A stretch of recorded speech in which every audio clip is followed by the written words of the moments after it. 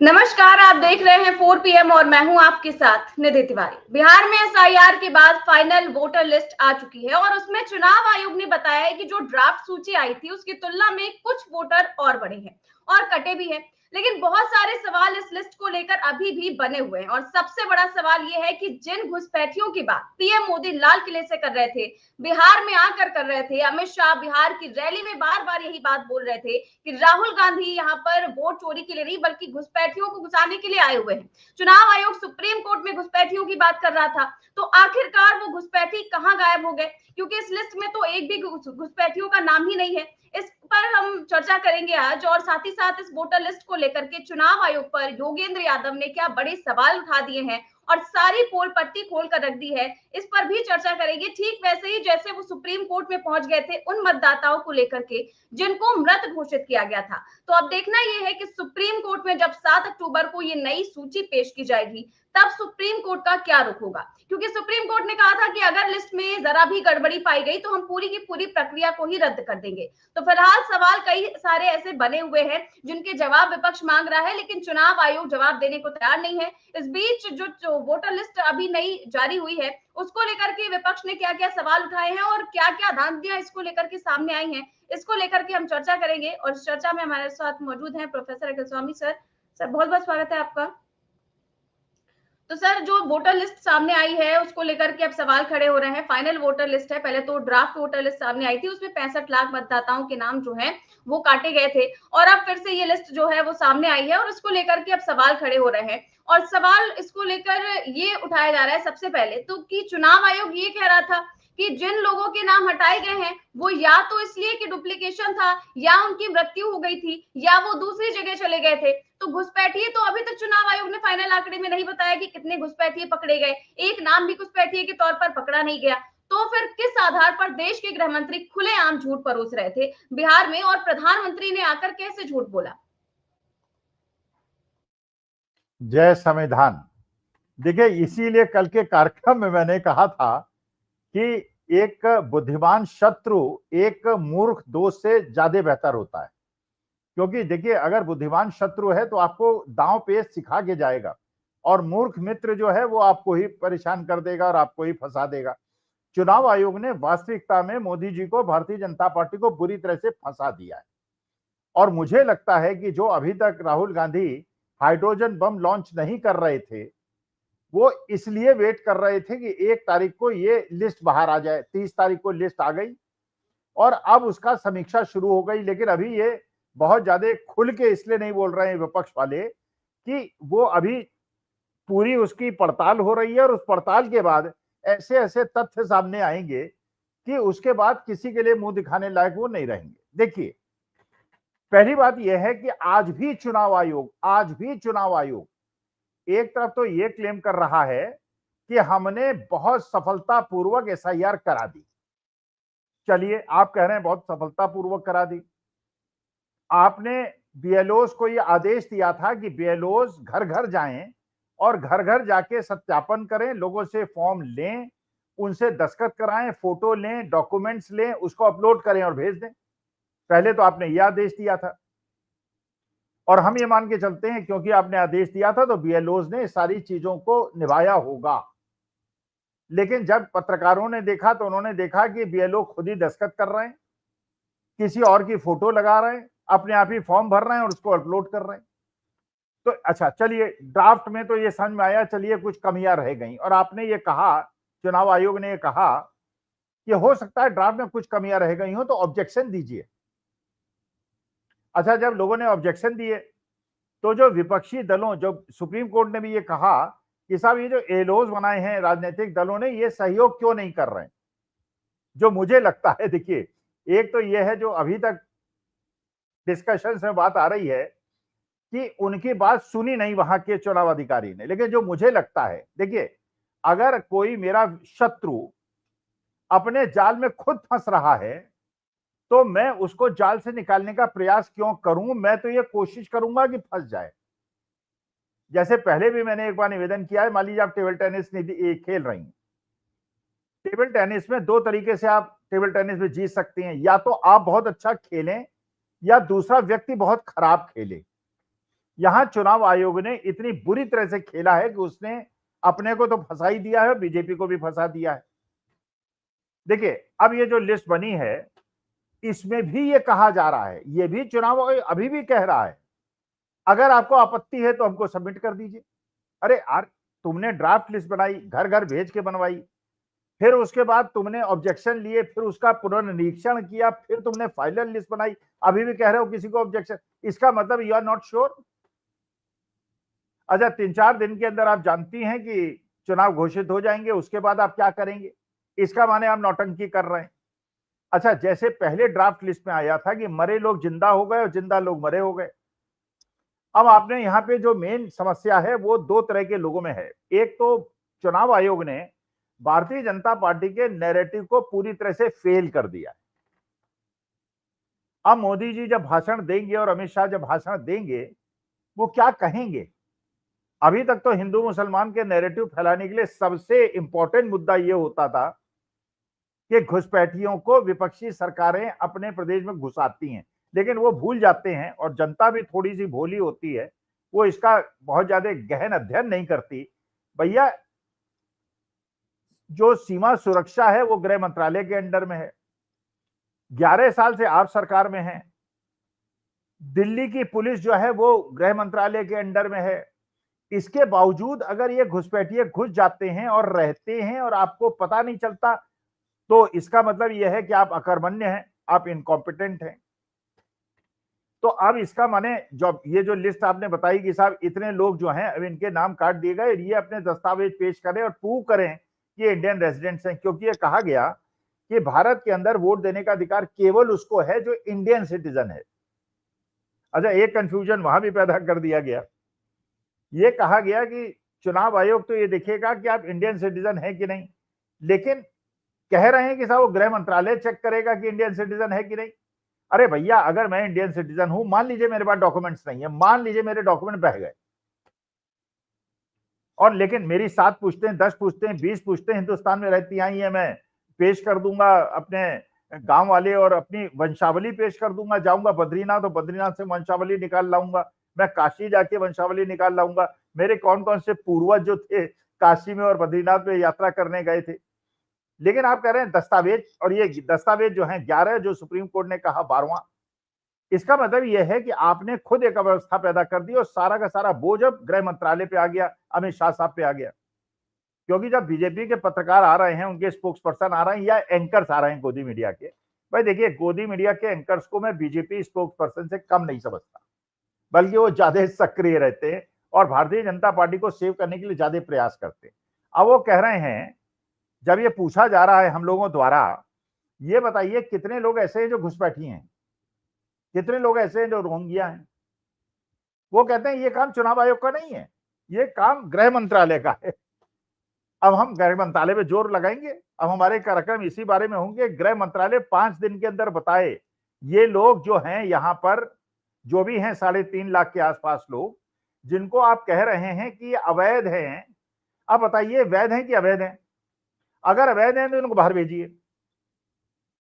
आप भेज सकते नहीं, कहां भेज देंगे? समुद्र में तो डुबा नहीं देंगे, या उनको जेलों में तो बंद कर नहीं देंगे, क्योंकि वास्तविकता यह है कि वहां भी आपने हेर फेर की हुई है। अच्छा, नए नाम आपने ऐड किए हैं, जो नए नाम आपने ऐड किए हैं उसमें से मात्र 27% लोग ऐसे हैं जिनकी उम्र 20 साल के आसपास है। अच्छा, उसमें बहुत बड़ी संख्या ऐसे लोगों की है जिनकी उम्र 70, 80, 90, 100, 120 साल है। मिंटो देवी का आपने देखा ही होगा, 123 साल की एक जवान महिला, वो 123 साल की थी और उसमें बुरा भी मान गई थी, मेरे को 123 साल। अरे यार, मैंने थोड़ी बनाया, चुनाव आयोग ने बनाया था। अच्छा, क्योंकि चुनाव आयोग ने एक और नियम में परिवर्तन कर दिया था कि जो सुपर सीनियर्स हैं, जो वरिष्ठ से भी ऊपर हैं, 80 साल के ऊपर के लोग हैं, उनके घर जाके उनसे वोट लिया जाएगा। अब वो अदृश्य लोग हैं, है नहीं वो, लेकिन उनका नाम डलवाया है। अब जाके ये चुनाव आयोग तो कहेगा कि साहब हम घर में गए, उनसे वोट डलवाया और ये हमारे कानून के तहत ये चीज अनुमन्य है, वो है नहीं। लेकिन क्योंकि घर जाके मानी बात है कि आप कौन वोट डाल रहा है इसकी कोई सीसीटीवी तो आप दिखाएंगे नहीं, फिर कह देंगे कि साहब महिलाओं की प्राइवेसी इसमें लीक हो जाएगी। तो यहाँ पे एक, अब ये लिस्ट तो सामने आ गई, अब तो छिपने की जगह आपको मिली नहीं। तो ये आपको बताना पड़ेगा कि जिन लोगों के नाम आपने काटे, अच्छा उसमें ये भी कह रहे हैं, बड़ा हास्यास्पद है, पहले इन्होंने कहा था कि मरे जिंदा हो गए और जिंदा मरे हो गए, अब कह रहे हैं जो मरे हुए लोग हैं, चुनाव आयोग के अनुसार जो मर गए हैं वो रिटन एप्लीकेशन दे रहे हैं कि साहब हमारा नाम कटवा दें क्योंकि हम मर गए। अब ये देखो, हमारे हिसाब से, भाई मेरे हिसाब से, मैं वैसे कोई मेडिकल साइंटिस्ट तो हूं नहीं, मरा आदमी कैसे लिख सकता है? अच्छा वो मरे आदमी ने पहले एप्लीकेशन, क्योंकि आदेश था चुनाव आयोग का भी लोगों कि दस्तखत कराइएगा, अपने सामने भरवाइएगा, तो मरे आदमी ने 1.5 महीने पहले अपने हाथ से दस्तखत करके एप्लीकेशन दी और 1.5 महीने के बाद वो मरा आदमी प्रकट हुआ और उसने कहा मेरा नाम कटवा दीजिए क्योंकि मैं मर गया हूं। तो ये इतना ज्यादा इन्होंने खिचड़ी बना दी है पूरे चुनाव आयोग ने कि अपने साथ साथ इन्होंने भारतीय जनता पार्टी और मोदी जी को भी फंसा दिया। ज्ञानेश कुमार गुप्ता जी के पासपोर्ट को मेरे ख्याल से भारत सरकार को, गृह मंत्रालय को अपने पास रख लेना चाहिए, कहीं ऐसा ना हो कि 5 तारीख को उधर से नेपाल के रास्ते कहीं और निकल जाए। बिल्कुल सही बात है सर, लेकिन आप देखिए कि जिस प्रकार से ये सब कुछ कहा गया कि घुसपैठिए की बात की गई और पूरा का पूरा जो चुनाव है उस पर मोड़ने की कोशिश की गई। बीजेपी जो है वो वोट चोरी के नारे को, जो बीजेपी पर बहुत ज्यादा अटैकिंग मोड में राहुल गांधी कर रहे थे, उसको घुसपैठिए के मुद्दे पर एक तरह से पूरा डाइवर्ट करने की कोशिश की गई बीजेपी की तरफ से, कि जो बांग्लादेशी है, नेपाली है, म्यांमार के है या दूसरे देशों की घुसपैठिए है, हमारे देश में आ रहे हैं, हमारी बहु बेटियों पर बुरी नजर रख रहे हैं, हमारी जमीनें खा जाएंगे, उनको ये लोग बसाना चाहते हैं, इसीलिए ये लोग चुनाव आयोग के एसआईआर का विरोध कर रहे हैं। तो चुनाव आयोग ने जो फाइनल आंकड़ा शेयर किया है, उस आंकड़े में जो डिटेल है वो साफ तौर पर यही है कि ऐसा कोई भी नहीं है जो घुसपैठिए हो। 99% जो वोट डिलीट हुए हैं वो इस आधार पर हुए हैं कि या जो व्यक्ति परमानेंटली बिहार से दूसरे राज्य में शिफ्ट हो गया हो, या फिर जो है वो विदेश चला गया हो, या फिर डुप्लीकेट वोट का हो, या फिर उसकी मृत्यु हो गई हो। ऐसा कोई भी नहीं है।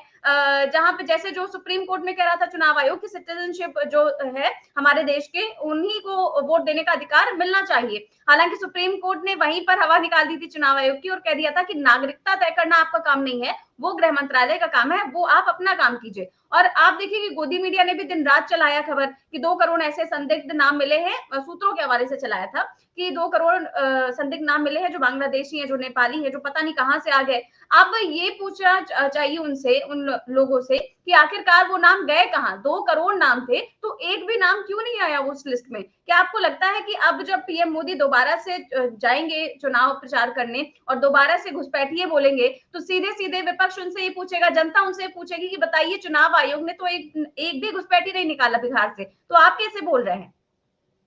नहीं देखिए, मोदी जी इस बात की चिंता नहीं करते, अमित शाह साहब इस बात की चिंता नहीं करते कि उसके पीछे लॉजिक क्या है जो बोल रहे हैं। वो इसलिए बोल देते थे अभी तक इसलिए बोल देते थे, उनको भरोसा था कि चुनाव आयोग उनकी मदद करेगा और काम हो जाएगा। देखिए अभी भी ये चीज बिल्कुल स्पष्ट है, ये तो बिल्कुल पक्का है कि 3-4 दिन के अंदर आप देखिएगा हाइड्रोजन बम का विस्फोट होगा। और जो अब मुझे लगता है कि वो इसी विषय पे होगा, केवल राहुल गांधी इस बात की वेट कर रहे थे कि 30 तारीख को ये लिस्ट फाइनल आ जाए। जब ये लिस्ट फाइनल आएगी और जो लोग नए ऐड हुए हैं 100 और 120 साल के, जब उनकी वंशावली निकाली जाएगी तो पता चलेगा उसमें 70-80% लोग ऐसे होंगे जो आरएसएस के कार्यकर्ता होंगे, जो आरएसएस के कार्यकर्ता होंगे। पिछले इलेक्शन में उनका गुजरात में वोट हुआ होगा, उसके बाद बंगाल में वोट हुआ होगा, उसके बाद दिल्ली में वोट हुआ होगा, उसके बाद जाके बिहार में उनका नाम रजिस्टर हो गया है। जैसे आपने पता ही था कि एक भारतीय जनता पार्टी के बड़े वरिष्ठ नेता जो हैं गुजरात में पिछली बार वोट दे के आए थे और पटना के अंदर उनका नाम रजिस्टर हो गया था और एड्रेस के सामने 0 लिखा हुआ था। तो एक तो ये चीज इतनी ज्यादा भयंकर अब फंस गई है कि जो नाम आपने ऐड किए, भाई देखिए ये तो संभव ही नहीं है निधि। हमारे देश के अंदर गरीब से गरीब आदमी वोट देने से नहीं हिचकिचाता है कि वोट देने तो वो जरूर जाता है, चाहे 3 किलोमीटर 4 किलोमीटर उसको पैदल चलना पड़े। गांव का आदमी भी वोट देने के अपने अधिकारों से वंचित नहीं होना चाहता है।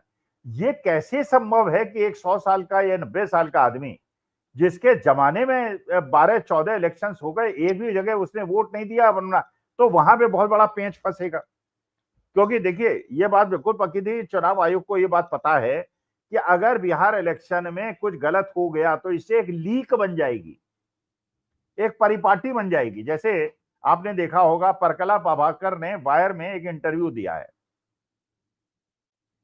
उसमें परकला प्रभा की जो थ्योरी है, जो उनकी हाइपोथेसिस है, वो बिल्कुल उसके विरोध में हूं।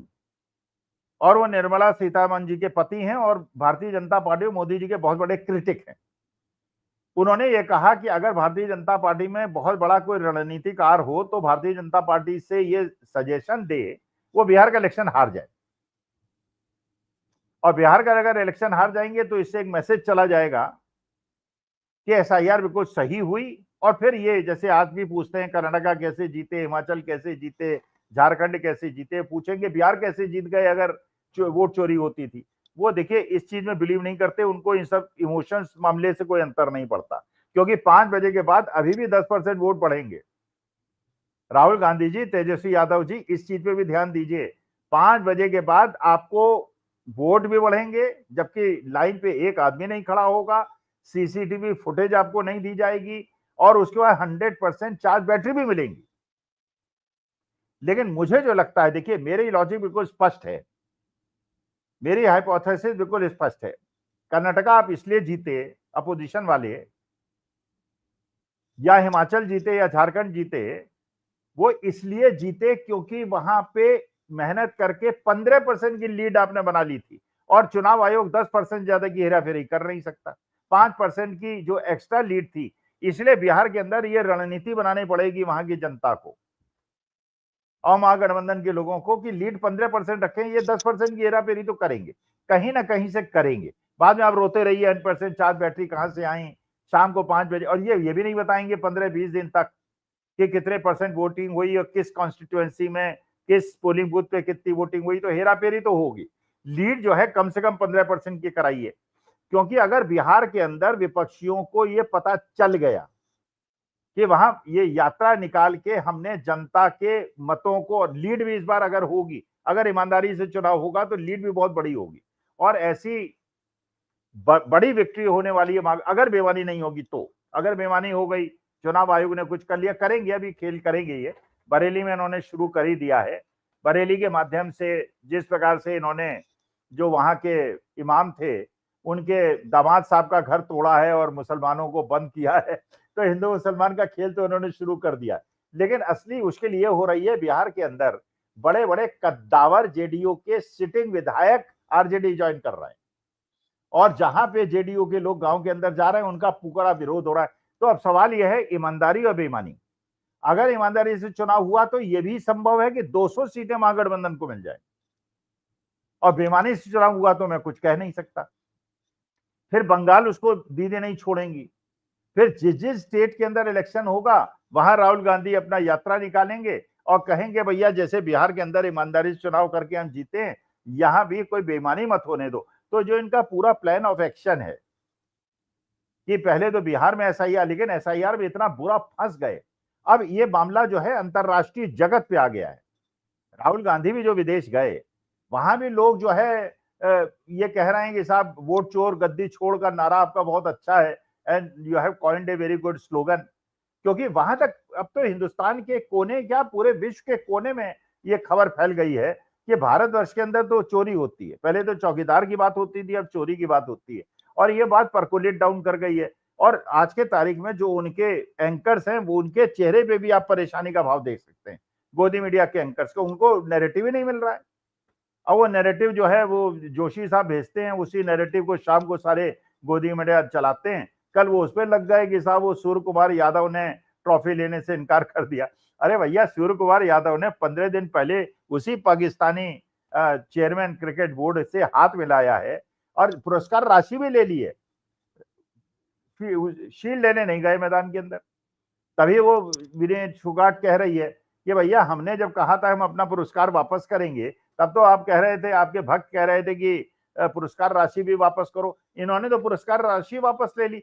तो ये भी जो इंडियन क्रिकेट टीम के कैप्टन हैं उनसे भी निवेदन करूंगा, उम्र बहुत कम है, अच्छे क्रिकेटर हैं, आपके उज्जवल भविष्य की कामना करता हूं, लेकिन राजनीतिक मोहरा मत बनिए। जब सत्ता बदलती है ना, उसके बाद इस प्रकार का जो असत्य है और जो अधर्म है, जो आज आप देश के सामने मोहरा बन के उनके लिए खेल रहे हैं, कि मोदी जी फ्रंट फुट पे खेलते हैं तो मैं भी फ्रंट फुट पे हिला।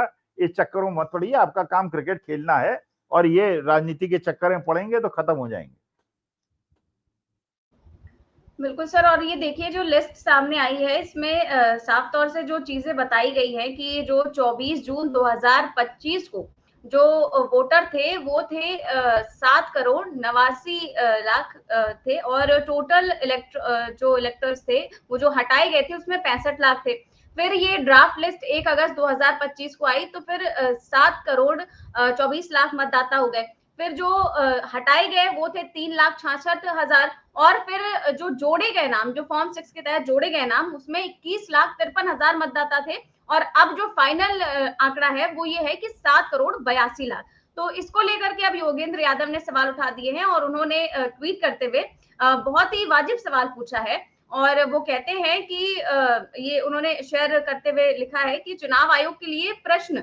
चुनाव आयोग के अनुसार 1 सितंबर तक प्राप्त फॉर्म 6 की संख्या 16,93,000 थी और उसके बाद का कोई भी दावा अंतिम सूची में नहीं होना था। फिर भी आज के आंकड़ों के अनुसार ईसीआई ने 21,93,000 मतदाताओं को जोड़ा है। तो सवाल ये है कि 1 सितंबर के बाद अंतिम सूची में कम से कम 4.6 लाख नए मतदाता कैसे जुड़े। तो चुनाव आयोग पर योगेंद्र यादव ने आरोप लगाए हैं कि जब चुनाव आयोग ने खुद कहा था कि आखिर में जो नए वोटर्स जोड़ने की जो संख्या थी वो उनको जो मिली थी वो 16,93,000 के आसपास थी, और अब चुनाव आयोग के आंकड़ों के अनुसार चुनाव आयोग जो कह रहा है कि ये 21,93,000 नए लोगों को जोड़ दिया गया। तो फिर ये 4,60,000 नए मतदाता कैसे जुड़ गए? जब आवेदन ही इतने लोगों को नहीं दिया गया, इतने लोगों का लिया नहीं गया, तो फिर ये जुड़े कैसे?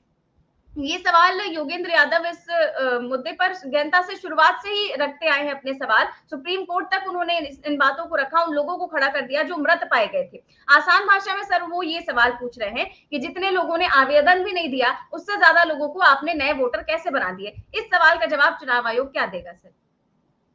नहीं देखिए, एक तो होता है जो व्यक्ति वोट डालने का अधिकार चाहता है वो फॉर्म 6 भरता है, लेकिन एक letter head Bharatiya Janata party के नवनिर्मित हेडक्वार्टर से भी भारतीय जनता पार्टी अपने हेडक्वार्टर से चुनाव आयोग को भेजती है। हो सकता है ये 4-4.5 लाख वोट वो हों जो भारतीय जनता पार्टी के हेडक्वार्टर से आए। तो इसलिए अब इसमें ये तो बात सही है कि भारतीय जनता पार्टी के हेडक्वार्टर के लेटर हेड पे आए हुए लेटर पे नाम आपको नहीं ऐड करने चाहिए। लेकिन आपने देखा ढाका के अंदर एक विधानसभा कॉन्स्टिट्यूएंसी के अंदर, बिहार के अंदर 70,000 मुसलमानों के वोट काटने के लिए भारतीय जनता पार्टी के लेटर हेड में लेटर लिखा गया। और यही दिल्ली के अंदर हुआ जो आम आदमी पार्टी आरोप लगाती रही कि जो मेंबर ऑफ पार्लियामेंट हैं भारतीय जनता पार्टी के, उनके यहाँ 50-50-60 लोगों ने ऐड कर दिया। अच्छा, फिर यह भी पता चला कि जो एग्जिस्टिंग वोटर्स थे उनके नाम कटाने के लिए भारतीय जनता पार्टी के लोगों ने लेटर लिख दिया। अच्छा, ये चुनाव आयोग के नियम के अनुसार उसका सत्यापन होना चाहिए था। अच्छा, एक ही परिवार में 8 लोग हैं, 2 के नाम हैं, 6 के नाम कट गए क्योंकि पहले ये पता चलाया गया कौन किसका वोटर है। भाई हम लोगों का टीवी कार्यक्रम देख लीजिए, आपका तो मुझे नहीं पता, मेरे बारे में तो सबको पता है कि मैं भारतीय जनता पार्टी का समर्थक नहीं हूं। मेरा नाम कटवा दें या बराई बता दें, मुझे क्या पता, मैं बाद में प्रूव करता रहूं कि मैं जिंदा हूं, लेकिन वो तो नाम काटना है तो काट लेंगे। चुनाव आयोग का मैं क्या कर लूंगा, कोर्ट जाऊंगा, पैसे भी नहीं इतने और उसमें खर्च बहुत ज्यादा हो जाएगा, होना दाना कुछ नहीं है। डेट पे डेट मिलती रहेंगे कि नहीं स्वामी साहब अगली बात प्रूव कीजिएगा कि आप जिंदा है। अब मैं जिंदा है कि मरे हैं तो 1 मिनट में पता चलता है, सांस चल रही है कि नहीं वो डॉक्टर बता देगा। लेकिन आप जानते हैं कोर्ट का भी हमारा हिसाब किताब है, वो इलीगल कंस्ट्रक्शन पे भी 6-6 7-7 साल डेट पे डेट देता है। हर पेशी में पेशकार 5,000 रुपए ले लेता है और डेट को आगे बढ़ा देता है। बिल्कुल सर, बिल्कुल सही बात कह रहे हैं, और चुनाव आयोग से ये सवाल तो इतने खड़े हो रहे हैं, चाहे विपक्ष हो चाहे जनता हो, वो भी अब सवाल पूछ रही है अपने वोट के अधिकार को लेकर के, लेकिन जवाब किसी का भी देने को तैयार नहीं। और अब बहुत जल्दी घोषणा भी होने वाली है बिहार चुनाव की, तो उससे पहले ये लिस्ट बहुत ही महत्वपूर्ण हो जाती है और इसी पर अब लगातार डिस्कशन हो रहे हैं। एक और मुद्दा है सर जो आजकल बहुत ज्यादा चर्चा में बना हुआ है, वो है जो हमारे डीवाई चंद्रचूड़ साहब हैं, हमारे पूर्व चीफ जस्टिस साहब हैं, वो बहुत उन्होंने एकदम से रायता फैला दिया एक इंटरव्यू से, और उसके बाद तो आप देखिए कि जो बवाल खड़ा हुआ, मतलब क्यूरेटिव पिटीशन तक फाइल करने की बात हो रही है इसको लेकर के। जो प्रोफेसर मोहन गोपाल हैं, नेशनल देश के जाने माने न्यायविद हैं, उन्होंने इसको लेकर के जो है याचिका दाखिल करने को कहा है और इनकी बातों को तो जस्टिस चंद्रचूड़ भी खारिज नहीं कर पाएंगे जाहिर तौर पर। क्या आपको लगता है कि ये अब उन्होंने इन सब चीजों को लेकर के जो बातें बोली हैं, जो फैसला उन्होंने दिया था, उस पर बात करना एक इंटरव्यू में, आपको नहीं लगता कि अब रायता ज्यादा ही फैला चुके हैं वो और इसका कुछ ना कुछ असर जरूर देखने को मिलेगा? भाई देखो निधि, वही स्थिति है, जैसे चुनाव आयोग ने मोदी जी को फंसा दिया वैसे चंद्रचूड़ साहब ने फंसा दिया। अब चंद्रचूड़ साहब जो हैं वो बेसिकली एक हिंदूवादी नेता के तरह बोलना उन्होंने शुरू कर दिया है। अच्छा, आप जानती हैं कि जो बहुत ऊंचे पद पे रिटायर्ड आदमी होता है ना, उसको एक विड्रॉल सिम्टम होता है।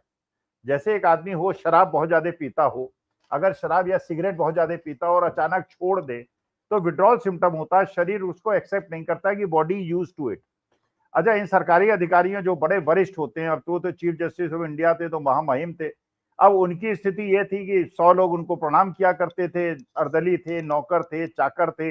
अब रिटायर हो गए तो चलिए, बंगला तो उन्होंने मोदी जी ने दिला दिया है, लेकिन उतनी ज्यादा सुविधाएं, उतनी ज्यादा इज्जत तो रही नहीं। तो बेचारे ये चाह रहे हैं कि उनको या राष्ट्रपति बना दिया जाए या राज्यसभा में तो कम से कम भेज ही दिया जाए, जैसे एक और चीफ जस्टिस ऑफ इंडिया जो है वो बैठे हुए हैं।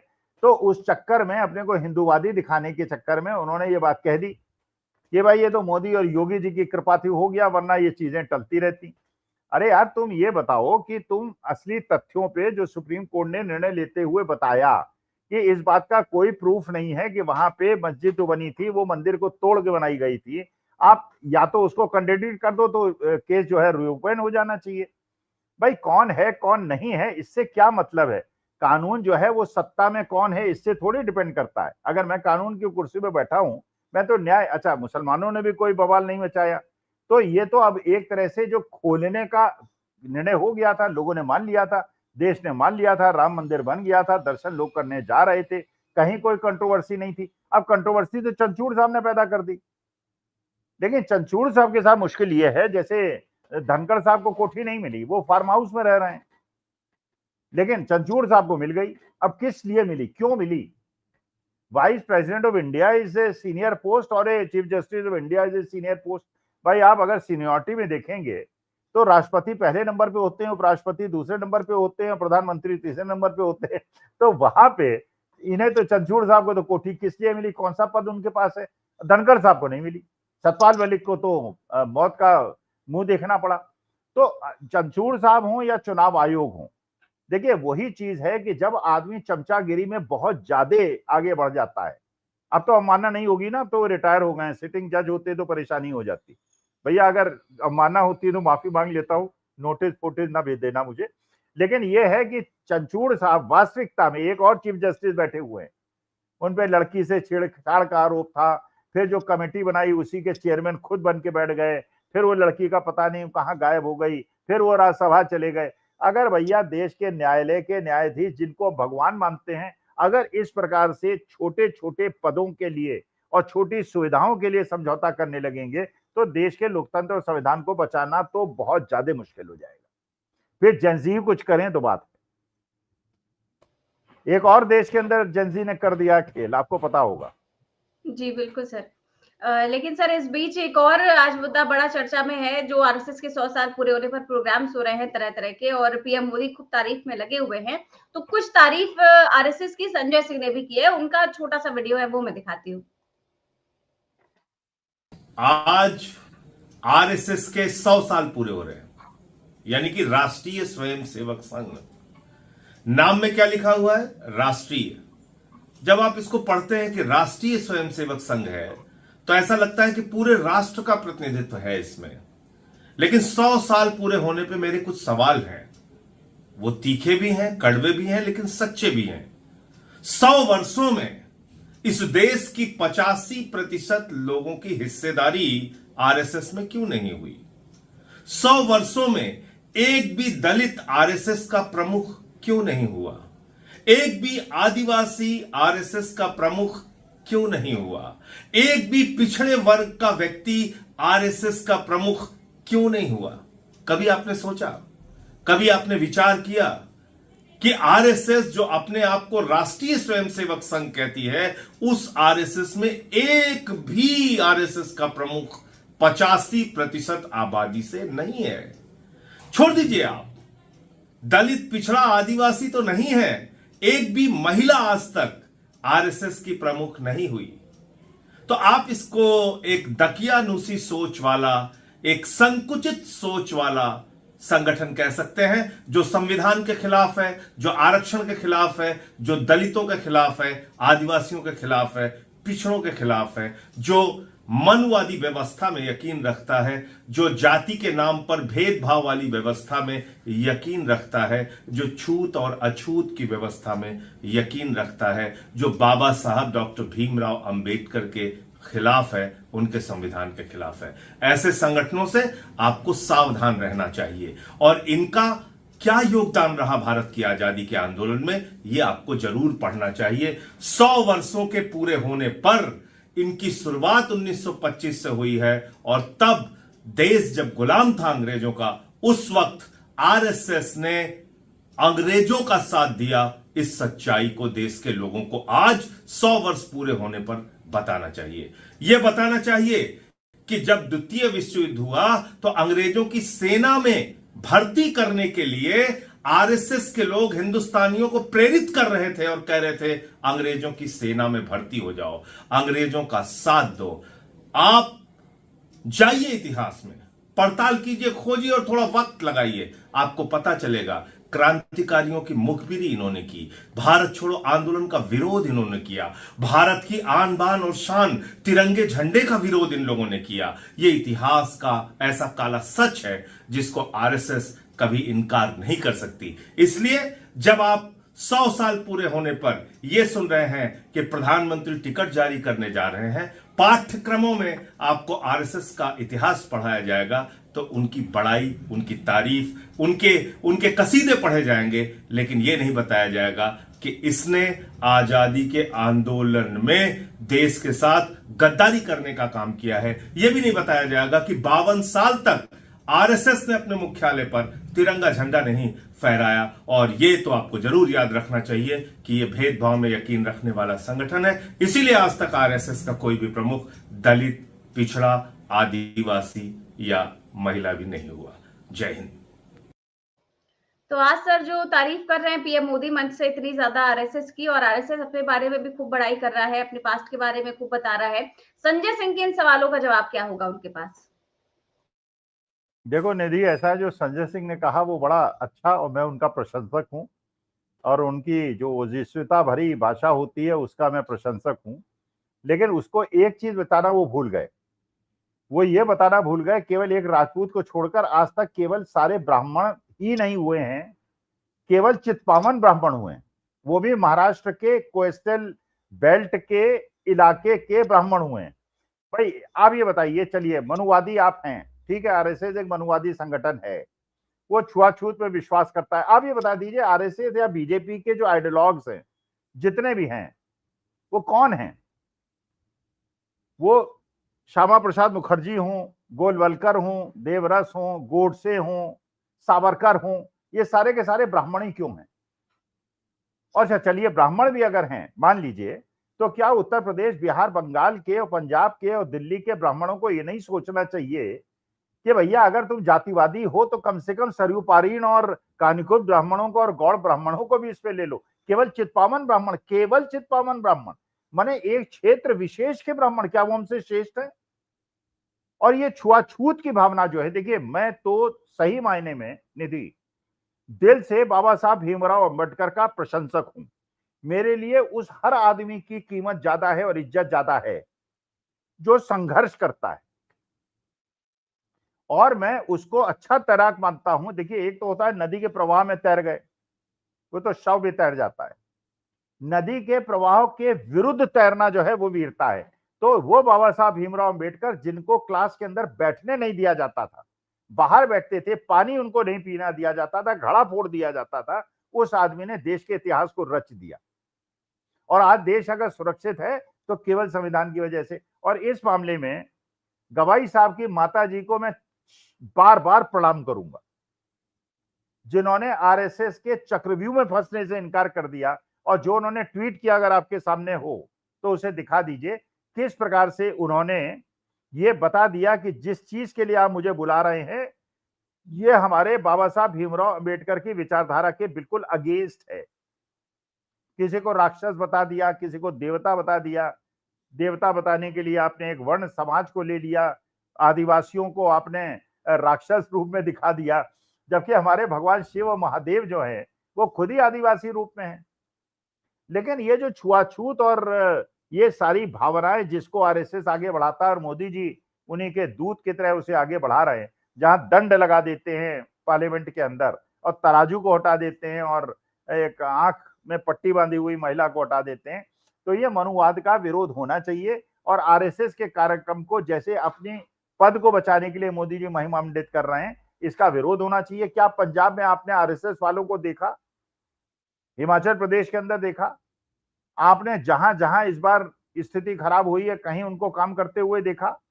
अरे इस समय तो ऐसा है, ये कार्यक्रम को स्थगित करके इनको डिस्ट्रीब्यूट कर देना चाहिए था चारों स्टेट के अंदर जाकर कि आप जनता की मदद कीजिए। उनके खेत बह गए, उनके कपड़े बह गए, उनको खाने के लिए उनके पास व्यवस्था नहीं है, और ये लोग जो है अपना कार्यक्रम मना रहे हैं और उसको ऐसे दिखा रहे हैं जैसे अनंत अंबानी साहब की शादी हो जिसमें 6,000 करोड़ रुपए खर्च होंगे।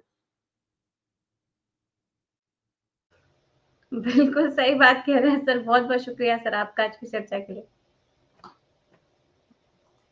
तो आप देख रहे थे आज की चर्चा। कैसी लगी आपको हमें कमेंट बॉक्स पे अपनी राय जरूर दें। चैनल को सब्सक्राइब भी करें और ज्वाइन भी करें। नमस्कार।